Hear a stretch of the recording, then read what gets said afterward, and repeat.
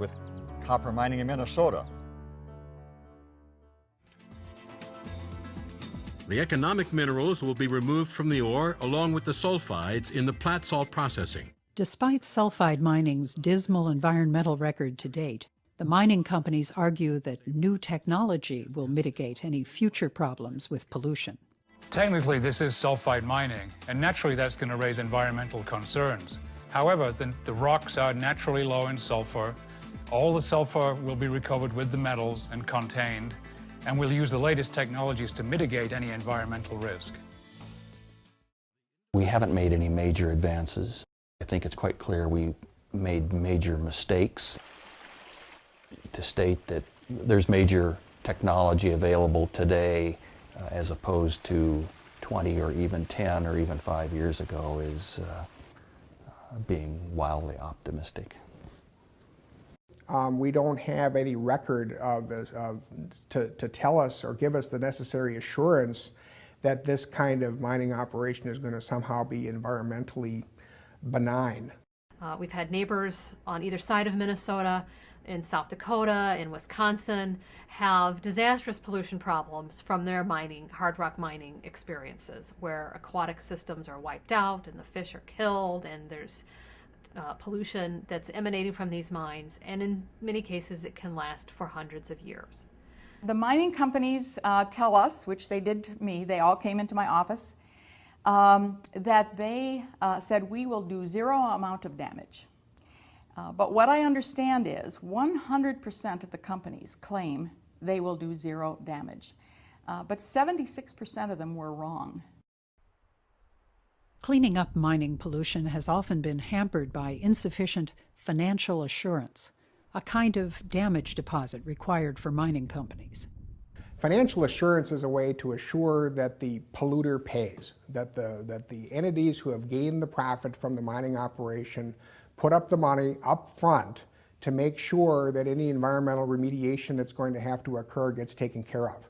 One of the concerns and one of the patterns we've seen with this type of mining elsewhere is that enormous pollution problems result, and there haven't been adequate financial assurances provided by the mining company so that they go bankrupt and they leave the taxpayers holding the bag for the cleanup problems. In my view, current legislation and regulatory process in Minnesota is not adequate to protect the public from the costs that will inevitably result if sulfide mining proceeds in northern Minnesota. And my fear is that with the copper industry, we have the same political establishment, we have a lot of the same mining attitudes, we're going to end up with the same problems, messes that are very expensive to clean up, and we don't have the resources to clean them up. What's distressing to me now about the sulfide mining issue is the permanence. This is not cutting a tree down for timber value. This is short-term economic gain that has long-term consequences that could be disastrous for many places that we love.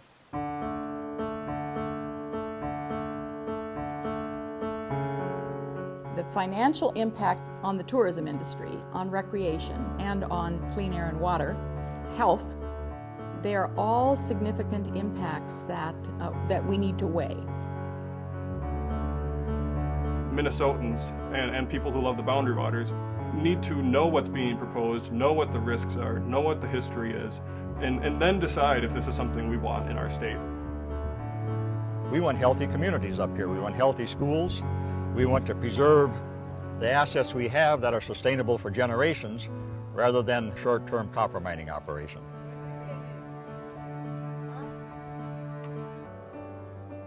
And so you have to look at what the benefits of the mining are and what the potential costs might be if things go wrong. Again, you have to assume that things may go wrong.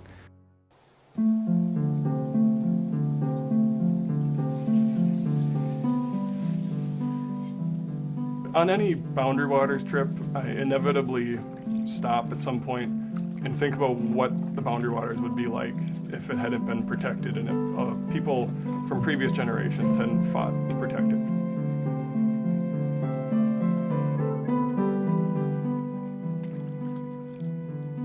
As somebody now, my age, I'm saying to myself, I need to look 20 or 30 or 40 or 50 years in the future and say that if I don't help and if we don't do something to protect it now, our grandchildren aren't going to be out there canoeing and stopping and thanking us. If we can't drink from the lakes or, eat all the fish we want on a canoe trip, that's going to be a real loss. Wilderness character. A sustainable economy for the Arrowhead region and Minnesota's precious waters all lie in the balance. Minnesota's citizens, one at a time, will shape the outcome of this important debate. I feel like one person could change the course of history. It's the little steps. It's like JFK said, the ripple effect. And I hope I can do that. And eventually we can all come together and we've done something good for the world.